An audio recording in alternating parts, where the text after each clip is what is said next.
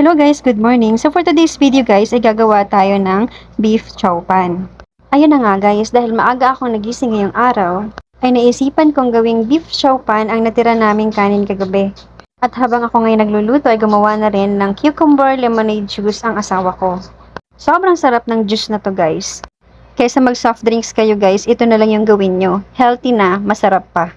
Ito na nga guys, sa paggawa ng beef chow pan, gagamit lang tayo dito guys ng margarine sa paggisa ng bawang at sibuyas.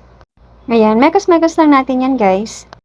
Next guys, ay ilalagay na rin natin ang ating beef para igisa. Sobrang bilis lang nito guys gawin. May kanin ka na, may ulam ka pa. Sa isang lutuan lang, di ba? Tipid pa sa gas, saan ka pa? Naalala ko tuloy ng mga bata pa kami ng mga kapatid ko. Ang laging ulam namin sa umaga guys ay itlog. Yun lang kasi guys ang alam kong lutuin ng mga panahong yun. At syempre wala rin